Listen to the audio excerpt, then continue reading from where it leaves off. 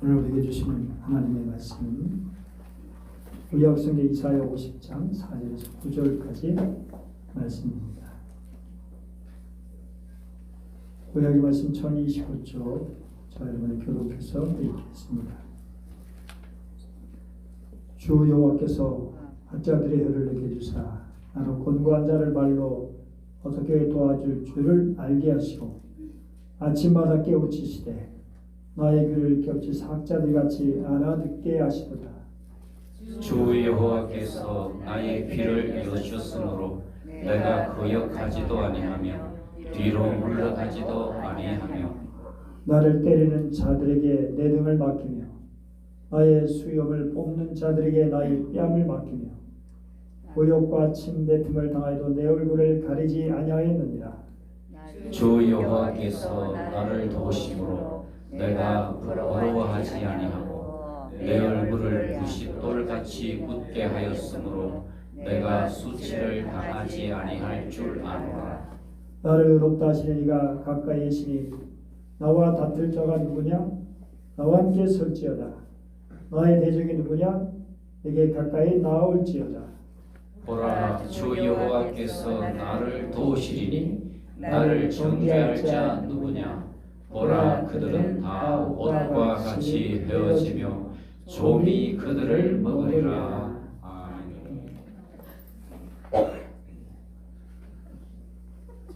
아멘. 또 친구가 같이 하니까 장래 우리 귀한 일꾼들인데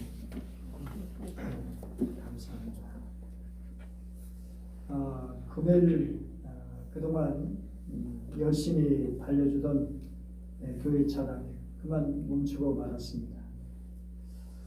견인차를 불러서 구성을 시켰는데 끌려가는 모습 보면서 안타깝고 착잡한 마음이 들었습니다.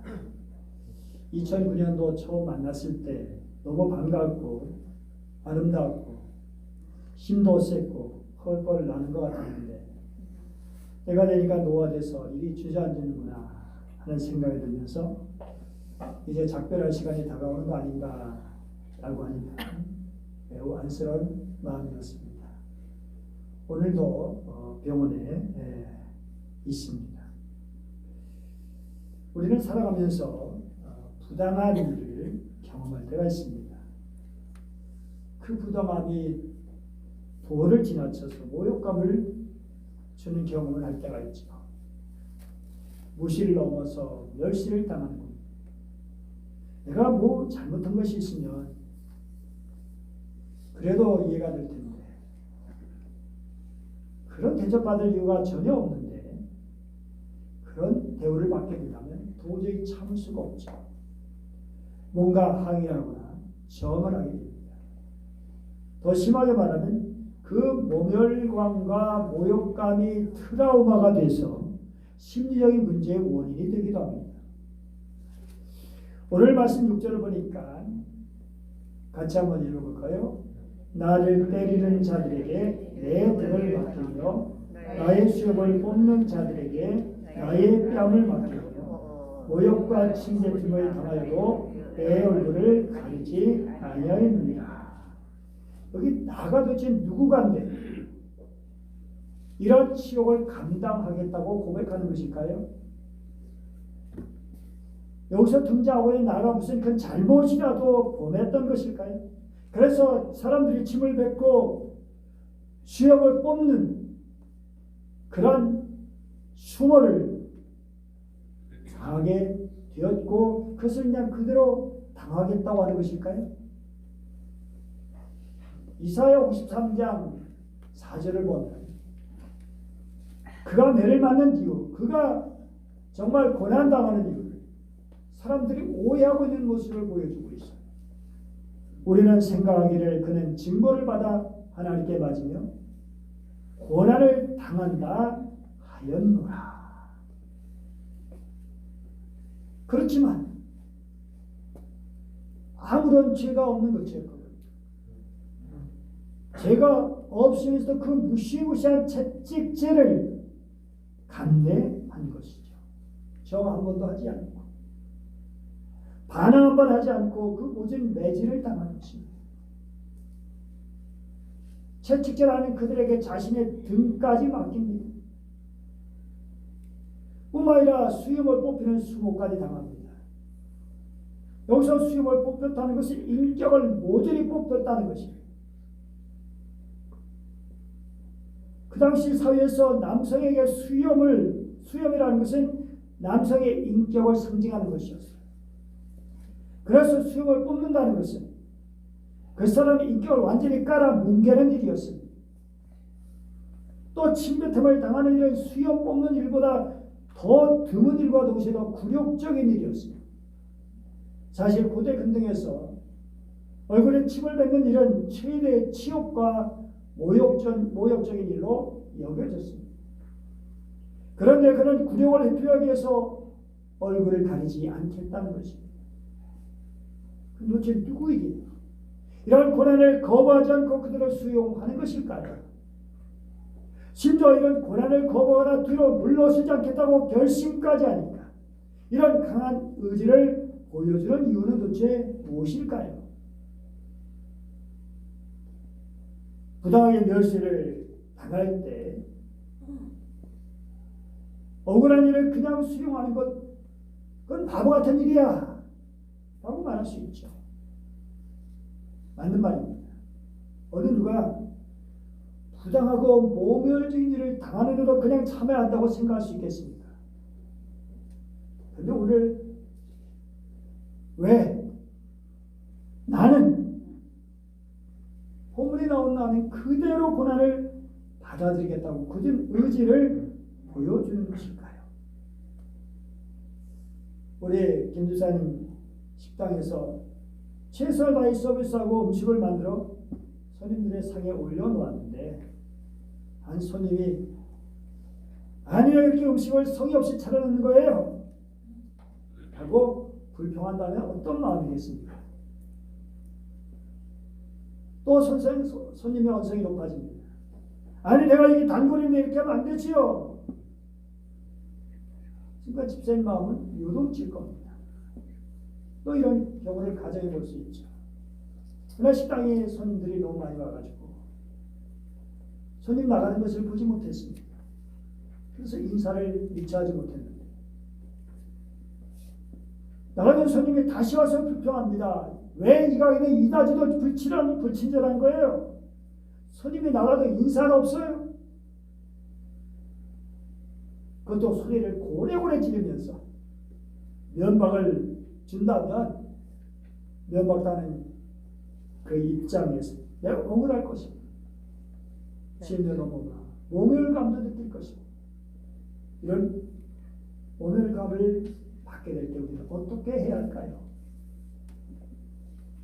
어쩌면 오늘 등장하고 있는 나는 이런 대우를 전혀 받은 그런 존재가 결코 아니었습니다. 이런 천박하고 잔인한 고난을 받지 않아도 되는 그런 분입니다. 그런데 왜 도대체 그런 수모와 멸시와 고난을 기꺼이 받겠다고 강한 의지를 보이는 것일까요? 사실 오늘 말씀은 여호와의 종의 노래입니다. 이사야에서 총 4편 중 3번째 해당하는 그런 노래죠. 이 노래는 여호와의 종의 고난에 초점을 맞추고 있습니다. 그 가운데 여호와의 종의 고난 가운데서 전적으로 인내하면서 순종하며 결국 승리하게 된다는 확신을 강조하고 있습니다. 여기서 물론 여호와의 종은 우리를 구원하신 메시아 예수 그리스도를 의미합니다. 메시아로서 여호와의 종은 하나님께 절대적으로 순종하는 자세를 취하십니다. 신실하게 하나님의 말씀에 순종하며 그가 맡기신 사명을 감당하시는 분입니다. 종은 하나님께서 맡기신 구원 사역, 즉 하나님의 뜻을 성취하기 위해서 고난을 당하는 것입니다. 교회처럼 노아가 돼서 그런 것이 아니라 한참 강건하신 나이에 33살 그 나이에 십자를 지시는 이루 말할 수 없는 고난과 죽음의 길로 걸어가신 것입니다. 죄가 전혀 없는 분이셨지만 하나님의 뜻과 계획을 완전히 이루시기 위해서, 그러면서 종은 아도나이 야훼가 되시는 만왕의 왕이시자 온 우주의 주권을 가신 분께서 학자의 혀를 주셨다고 고백합니다. 여기 학자의 혀는 단순한 지적인 능력이 아니라 마치 스승과 제자처럼 인격적인 관계에 있음을 말하고 있는 것입니다.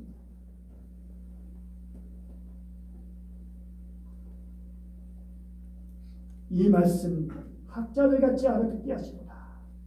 나는 말씀과 관련해서 말씀에 대한 열정이 있다는 것을 보여주고 있고, 여호와의 종은 여호와의 깊은 관계를 통해서 그 말씀을 바르게 듣고 깊이 이해하고 순종하면서 여호와께서 전적으로 그렇게 신뢰하는 그런 분이라는 것을 보여주고 있습니다.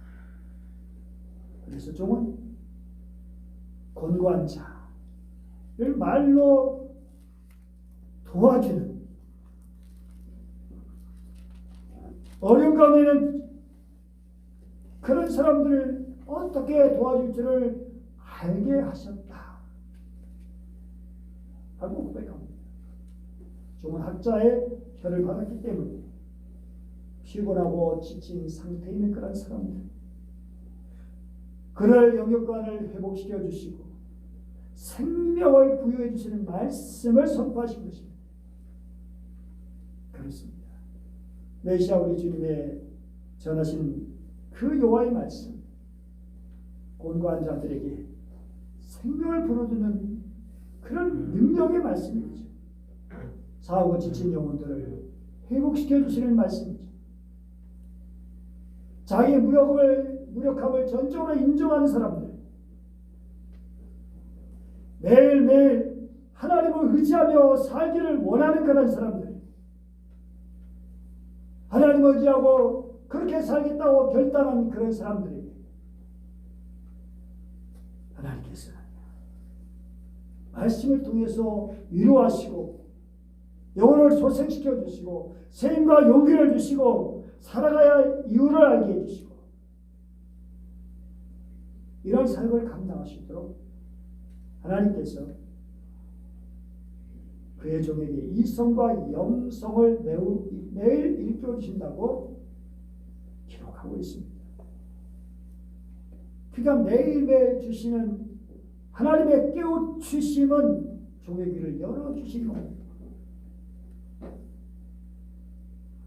이 말씀은 당시 하나님의 말씀을 그렇게 듣지 않았던, 순종하지 않았던 이스라엘 백성들과 너무나 대조되는 모습이죠.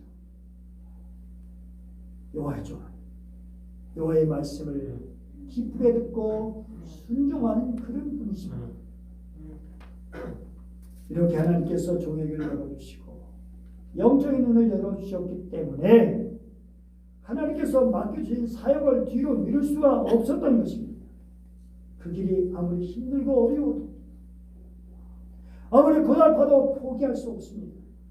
돌아설 수도 없습니다. 이게 바로 사명자의 길입니다. 여호와의 구원 사역에 동참한 사역자들의 정체성. 그래서 여호와 종은 이렇게 고백합니다. 나를 때리는 자들에게 내 등을 맡긴다. 나의 수염을 뽑는 자들에게 나의 뺨을 맡긴다. 모욕과 침뱉음을 당하여도 내 얼굴을 가리지 아니하리이다. 단호하게 그것을 피하지 않겠다는 것입니다. 얼굴을 가리지 않겠다는 것입니다. 결코 무기력해서는 아니죠. 이런 고난이 죄인들이 구원받을 수 있는 유일한 길이기 때문에 그렇습니다. 우리를 구원해 주시기 위해서 주님은 그렇게 인내하시고 고난을 기꺼이 다 받아들이시고 하나님의 구원을 이루어주시기 위해서, 하나님의 나라 확장을 위해서 우리 주 예수 그리스도 그분은 오늘 본문에 나온 모욕과 고통뿐 아니라 이사야 54장 예언의 말씀대로 찔리시고 상하시고 죽기까지 하셨고 우리의 죄를 다 담당하시고 말이죠. 그래서 우리는 평화를 누리고 우리는 치유를 받게 되어지고 구원과 영생을 얻게 되고 하나님의 자녀가 될 수 있게 됩니다. 예, 여러분 생각해 보십시오. 우리가 하나님의 구원 사역원에서 부름을 받았습니다. 그런 우리에게 매일매일 귀를 열어주셔서 학자의 입술을 우리에게 주시기를 원하십니다. 우리가 그것을 받고 우리가 하는 일이 힘들다고 그 길을 포기하시겠습니까? 매일매일 우리가 가야 할 길을 보여주시는데 그 말씀 듣지 않고 다른 길로 갈 수 있겠습니까?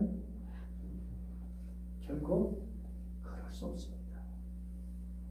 우리 모두 하나님의 구원 사역에 동참하고 있는 사명자들입니다. 여러분 단지 예배만 주일날 드리는 그런 사람으로 끝나는 것이 아니라 우리의 삶 속에서 하나님의 뜻을 이루어야 할 하나님의 사람들임을 잊지 마시기 바랍니다.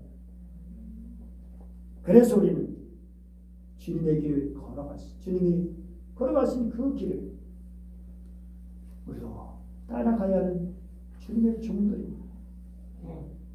그래서 우리에게 필요한 것은 전적으로 하나님을 신뢰하는 일입니다. 그리고 그 말씀을 듣고 이해하고 전적으로 순종하는 일입니다.